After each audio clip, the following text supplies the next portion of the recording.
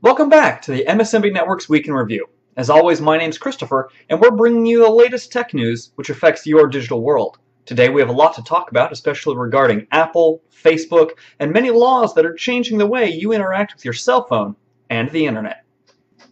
Since the early days of the Apple iPod, hackers have been trying to get the devices to run custom software not released by Apple or the iTunes Store.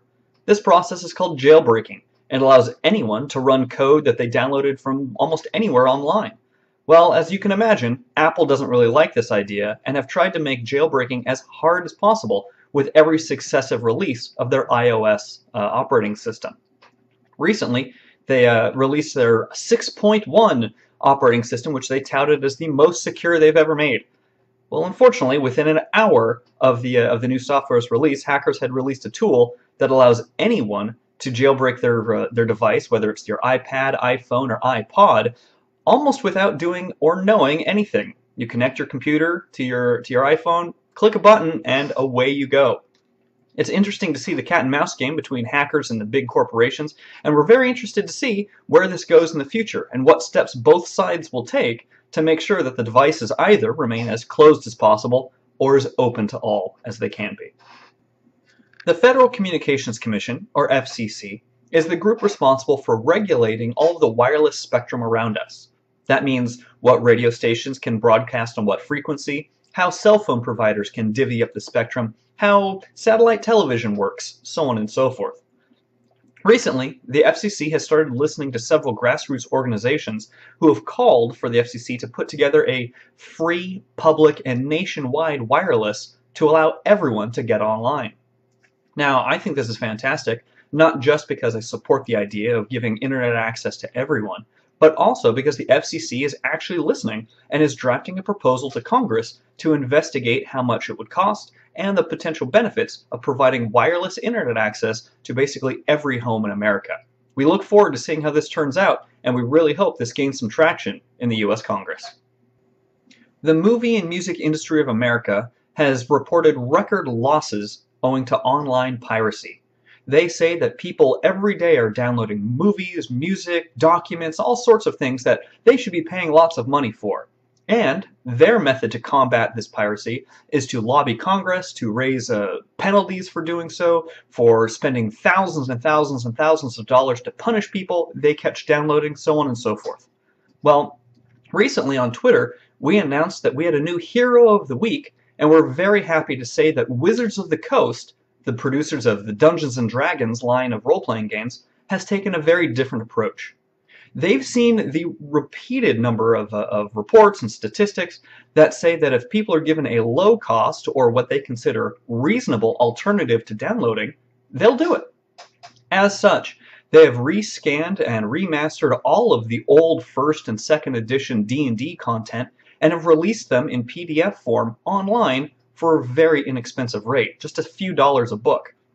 This is far cheaper than the books originally sold for, and far cheaper than they could be found now at retail, or I should say, second-hand gaming stores. Their shop has been so popular it's actually been taken offline by the sheer number of people willing to hand them money. They recognize that these books are going to find their way onto torrent and other download sites already. They figured, let's this way give people the opportunity to provide us or to support us for the work we've done. And in that, we have to say congratulations, Wizards of the Coast. You understand it in a way that the music and movie industries certainly have not. In what is surely yet another bruise on Apple's ego, security researchers have recently announced that there's a glaring security hole in the latest version of their operating system called Mountain Lion. If you run an upgraded Mac and you type in the characters found down below, the application you type them in is going to crash, most likely destabilizing the rest of your system as well until you reboot. The reason for this, Mountain Lion tries to interpret everything you type in and offer helpful hints or tips or do different things with the text, predictively to help make your experience smoother. Unfortunately, if such a simple phrase as written down below is able to crash programs left and right due to this interpretation, who knows what other security vulnerabilities are available and what other text it could try to interpret and thus open up holes in your system. Another bad one for Apple, but hopefully security researchers are keeping these companies on their toes and alerting them to new threats that they can be aware of. Those of you who have uploaded pictures of people and friends recently to Facebook may have noticed a returning feature that got a lot of bad press the first time it was around.